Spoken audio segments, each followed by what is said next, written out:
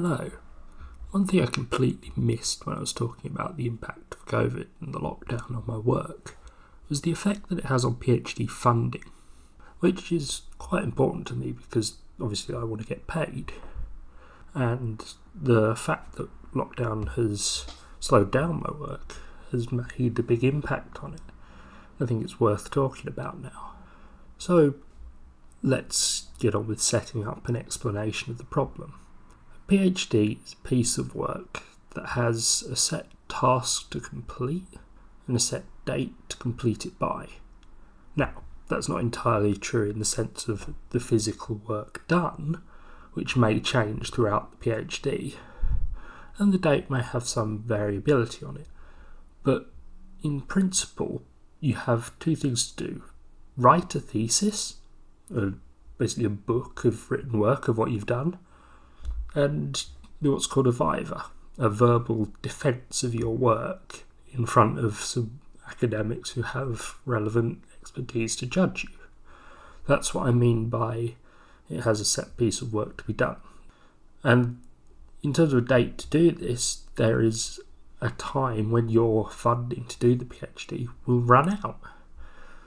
So, although you could argue that you could carry on without being paid, the fact is practically you have a date of completion where you're expected to have done your work by then. This is usually about 3.5 years if you're working full time, and there is the option to extend the funding if you have good reason for delaying your work. So if through no fault of your own you get very ill or your supervisor moves jobs and you have to adjust, you can usually get a few months extra of pay to finish the PhD. But this is done on the grounds of an appeal and you may fail. So what happened during lockdown is because so many students were unable to get to work. Firstly, the stipend, the pay you get as a PhD student, kept being paid and you were still considered to be working. Now, this is good. This is very important here. You see, because you keep being paid, that's very useful. I haven't had to worry about getting money from elsewhere or sort of stopping my PhD for a while so that I'm not starving or trying to worry about going through furlough or whatever. It's fantastic. I've kept having a reliable source of income.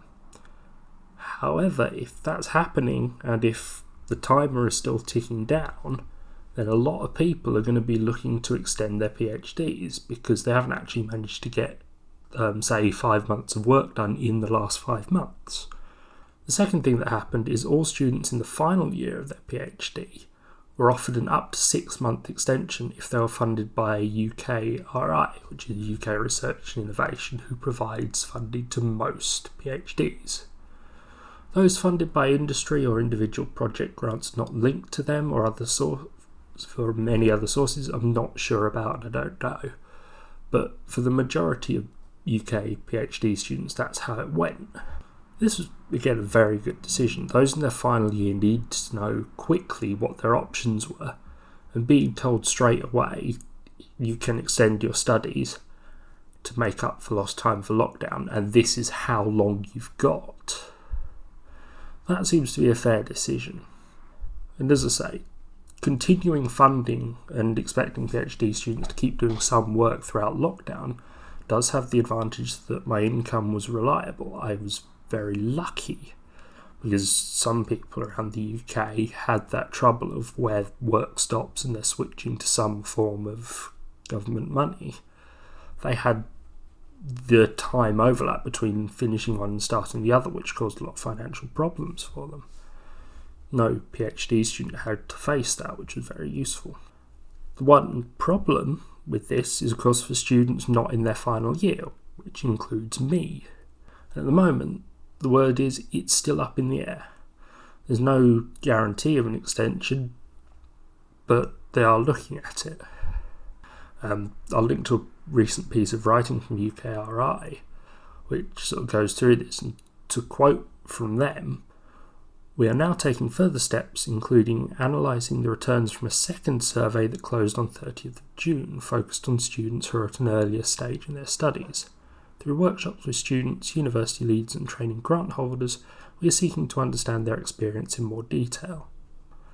So, I don't know what they're going to do for students earlier in their studies, which is the main worry for me, because obviously I'm feeling I'm still in the dark. My personal opinion is I don't know if it needs to be as absolute as final year, but there should be quite a generous offer of an extension for these students. But of course I'm biased, I would quite like that extension because I'm very held up in my work. Especially for someone like me who's been stuck without lab time for many months, and even now as I'm going back in, work is being slowed. It would be useful to get an assurance that I'll have the time to finish and know how long I've got and how I have to apply for it. The alternative would be that everyone who has been delayed and wants to apply for an extension would have to apply through the sort of normal process of applying for extensions, like if the supervisor moved or like if they had an illness. That could work, I suppose, and if the bar to getting an extension was sort of lowered because everyone knows the lockdown has happened, it wouldn't be the worst thing in the world. But I can see a problem coming if the number of students who are asking for this extension becomes very high in a very short space of time, which of course is quite likely. I suppose I get the irrational worry that something would go wrong, that my application in particular would just get lost and left on a desk, You sort of have those fears at stupid o'clock in the morning. Or just as the money trails off, a lot more people get their calls for extension rejected, that sort of thing. Maybe I'm just overly worried, probably am, but it does seem something that I want to be sorted out in the near future. And from that piece of writing, it looks like there should be a decision on what's going to happen for earlier years students fairly soon. Anyway, that's just a little extra, some of my thoughts, ramblings and nerves. Hope you enjoyed listening. Goodbye.